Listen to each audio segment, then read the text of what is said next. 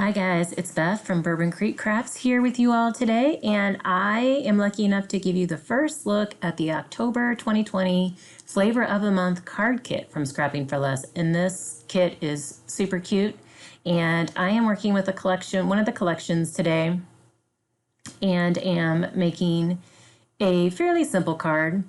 I have a red card base, which is from cardstock that came in this kit. And then I am working with several of the pattern papers from this collection. I'm trying to make some rectangles that are going to go like in a grid on my white piece of paper, my white piece of cardstock that I put on my card base, but I don't want there to be a ton of white showing, so I struggle a bit trying to figure out the exact size that I want these rectangles to be.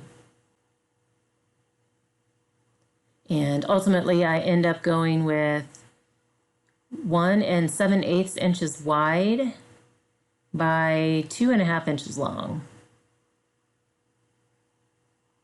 So that's where I realize I have the right width, and then I make a guess at the length, and it works. So now I can move on and finish cutting the rest of my rectangles. So I'm using 2 apple patterned papers for this card, and then 2 different colored polka dots. So this kit is a fall themed. We are heading into fall, and so it's nice to play with some fall crafty items.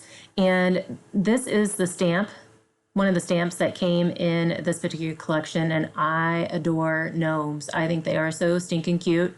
And so I was super excited to be able to use this stamp on my card. And I did go ahead and stamp it and color it prior to the video, just because I'm not the best colorer, so you're not going to learn anything from me by watching that.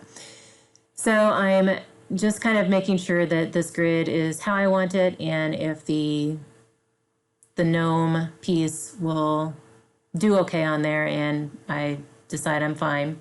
So now it's just a matter of getting my rectangles placed onto my white mat there in an array of how I want them, with the border, the size of border that I want to show.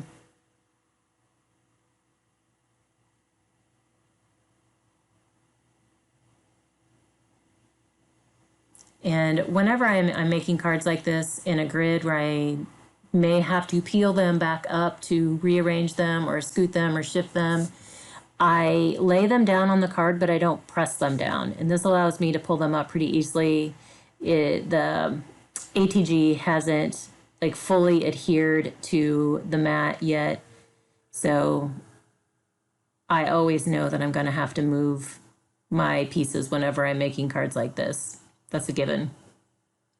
So it's nice that the ATG does give me a little leeway on getting things rearranged in the proper locations. So just, again, fiddling, trying to make sure it's even. And I decided it's as good as it's going to get. So now I'm going to work on my focal point here. And I'm going to take this gnome piece that I had already trimmed down and even it out just a little bit. And then I'm going to turn it into a tag. So I have a We Are Memory Keepers corner chomper, and I'm just doing the large angle corner chomp on the top, and then I just use a corner rounder for the bottom. And my intention originally was to add some ribbon, but then I realized that I didn't leave enough room in the top of the tag to punch a hole, and I didn't really want to punch a hole through the gnome. So I pulled some twine that came in one of the other collections. I pulled it out, and I'm just going to tie a simple bow, and I'm going to adhere it right there at the top left corner.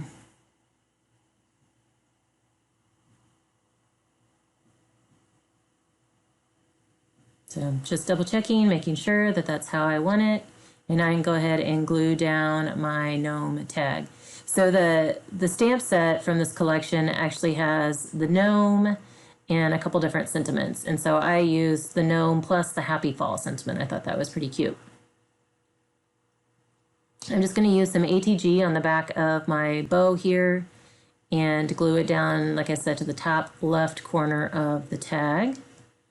And I'm going to ultimately set a stamp block on there so that that can dry for a bit. And then I decided I wanted to also use some of the enamel dots that came in one of the other collections.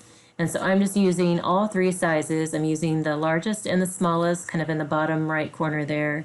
And then I'm going to use the medium size up in the top left is where I decide to put it. And so that is my cute card for today. I am, one more touch, going to add some white paper onto the inside of my card since I'm using a dark colored card base. I did want to add some white in there so that there is room for a message to be written and for it to be clear. So I'm just going to stick that on the inside there. And here I'm just making sure, double checking to see if I have any small scraps yet, and I don't. So I'll have to come back and add something on the inside later. But here is my card for today. Hope you guys enjoyed this first look at the October kit, and that you'll check back each day this week on this channel for more sneak peeks. And next Saturday will be the official blog hop and official debut of the full kit. Thanks for your time today, guys, and talk to you soon.